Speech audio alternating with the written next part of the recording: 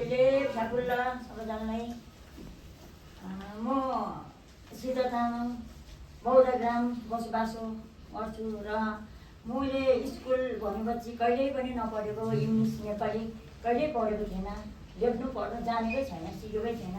र 40 दिनको उसमा चाहिँ 40 दिनमा चाहिँ यहाँ मन्टेसरीमा आएर चाहिँ कगहरू सिक्ने गरेको थियो। त्यति बेला 40 दिनमा चाहिँ मैले 20 दिन मात्रैमा मैले थाहा पाएँ र पछि यहाँ समाजले पनि भन्नुभयो, अन्तखेरि माथि जानुपर्छ हामी भनेर भन्नुभयो। अन्त आउँदाखेरि चाहिँ हेरक र स्याप्चु ढेङ्गो घिगुमा पुगिसक्नु भएछ हामीहरू। म चाहिँ त्यति बेला कग सिकेर आज पनि आयो पढ्यो गयो, भोलि पनि आयो पढ्यो गयो, हात तानेर लेख्नै नसकेको टाइममा 1 हप्ता भइसक्यो, केही पनि बुझ्दैन पनि जान्दैन पनि लेख्नु पनि आउँदैन पनि। तर अहिले नानीहरूलाई म 1 हप्ता भयो म जान्दिनँ, आनी मैले जान्दैन रहेछ मैले चाहिँ भनेर भन्दाखेरि नानीहरूले भन्नुभयो कि जान्छ बिस्तारै बिस्तारै जानुपर्छ, हामी पनि पहिला जस्तै भयो भन्नुभयो। त्यहाँदेखिको चाहिँ अन्त मैले आयो उनीहरूकै बोली सुनेर चाहिँ आयो। आउँदा आउँदा चाहिँ अहिले म धेरै कुरो पनि बुझ्छु, अलिअलि म लेख्नु पनि आउँछ, हात पनि काम्दैन अहिले चाहिँ, अहिले धेरै कुरो अब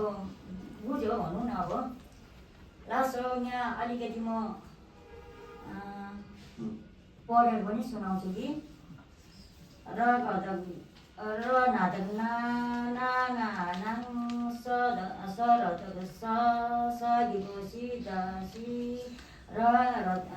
नाटक नामानम धगा रङारङ भौस्या स्यागिको सिना सिन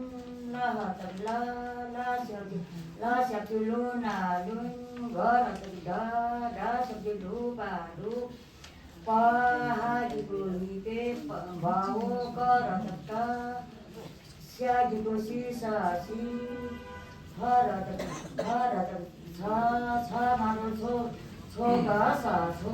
भाउ च स्याप्चु छु हागीको हि स्यागिको सिंहा सिंह नापा भाउ स्याप्चु सुग सु पयागीको हि सङ सङ र गद ग यता ग्या सा गे छ मरे छो सा छे दाङा दाङ धौ ढेङ्गो ढे आगो ध सेप्चो धुना धुन हगो फगा स फ पहाडीको हिपे छ मारे छो ग स छो क सेप्चो कुना कुन ल फयतक छ गा छ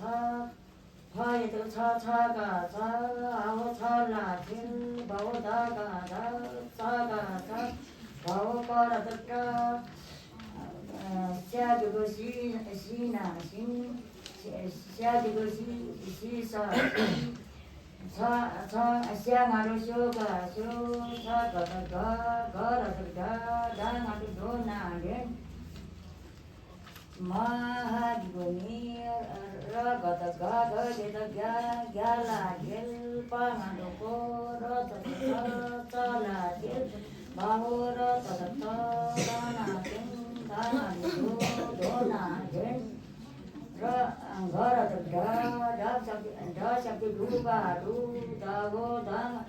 घानो घोमा सा घोङ भएको छ झमा सा झम्पा पहाडीको झिकेर गद ज्ञाना ज्ञान धागो पाला धागो गऱ्यौँ भोगे